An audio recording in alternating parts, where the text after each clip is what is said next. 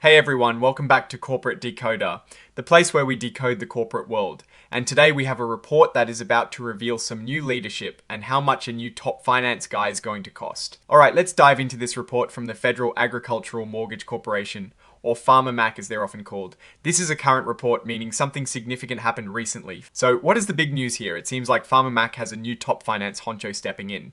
The report tells us that Matthew M. Pullins, who is 47 years old, is going to be the new Executive Vice President, Chief Financial Officer, and Treasurer. This change really kicks in around the 11th of December of 2025. And guess what? He is going to be taking over from the interim Chief Financial Officer, Gregory N. Ramsey, who has been holding down the fort.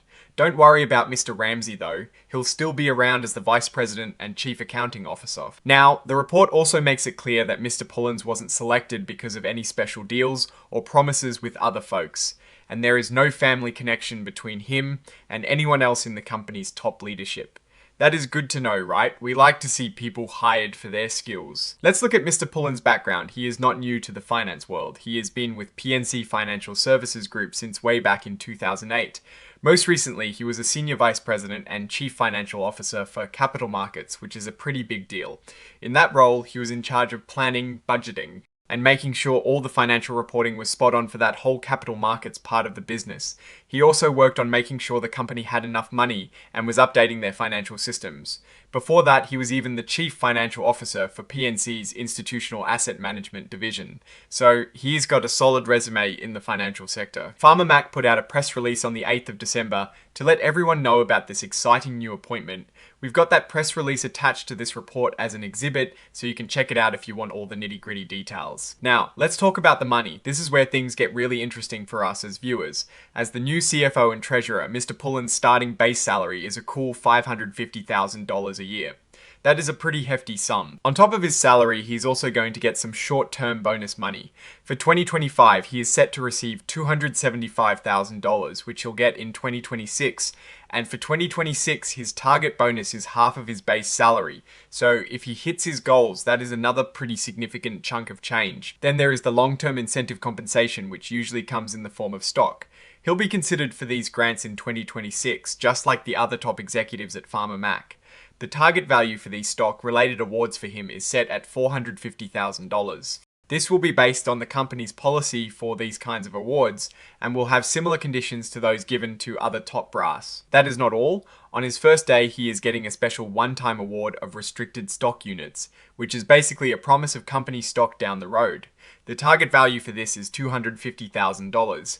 These stocks will vest, meaning he'll actually own them over 3 years in equal chunks on the 11th of December of 2026, 2027, and 2028. But, and this is a big but, he has to still be working for Farmer Mac for these to count. And for that immediate welcome, he is getting a sign-on cash bonus. After taxes, he'll pocket $150,000. This will be paid out about 30 days after he starts, but there is a catch. If he decides to leave the company, or if he is fired for a good reason within his first year, he'll have to pay back the entire gross amount of that bonus. It is a way to make sure he is committed to sticking around for at least a year. Finally, he'll also get to enjoy all the usual perks that come with being a top executive. This includes all their benefit plans, any incentive programs, savings plans, retirement plans, and other employee benefits. Oh, and a nice perk, he'll get paid parking at the company's headquarters. He'll also be part of their non-qualified deferred compensation plan and their executive severance plan. And in case you were wondering, the press release announcing all this is listed as Exhibit 99. Okay, so what is the takeaway here? Farmer Mac is bringing in some fresh financial leadership, and they are definitely investing in it. A salary of $550,000 plus significant bonuses and equity makes it clear they want someone experienced and capable. Mr. Pullins' background at PNC, a major financial institution, suggests he has got the chops. The structure of his compensation, with sign-on bonuses and clawback provisions, is pretty standard for attracting top talent, ensuring commitment, and managing risk for the company. He is also being brought in to replace an interim officer, signaling a move towards more permanent and stable leadership in a critical financial role. Looking at the broader picture, Farmer Mac is a federally chartered instrumentality of the United States, meaning it plays a special role in the agricultural finance sector. Changes at the CFO level can have significant implications for financial strategy, investor relations, and operational efficiency. While this report doesn't give us deep financial tables to dissect, it focuses on a key leadership transition. The company has various classes of stock, including common and preferred, all trading on the New York Stock Exchange. This indicates a publicly traded entity with a regulatory obligation to disclose important information like this. So, what is our take? Farmer Mac is making a significant investment in its financial leadership. This move signals a commitment to stability and likely a push for continued growth or strategic financial management. The extensive compensation package is designed to attract and retain a high-caliber executive. The risks associated with the sign-on bonus are understandable for a company looking for long-term commitment. We'll be keeping an eye on how Mr. Pullen's tenure impacts Farmer Mac's financial performance and strategic direction. Alright, that is our breakdown of this Farmer Mac filing. What do you think about this new executive appointment and the compensation package? Drop your thoughts in the comments. If this analysis was valuable, hitting that like button really helps.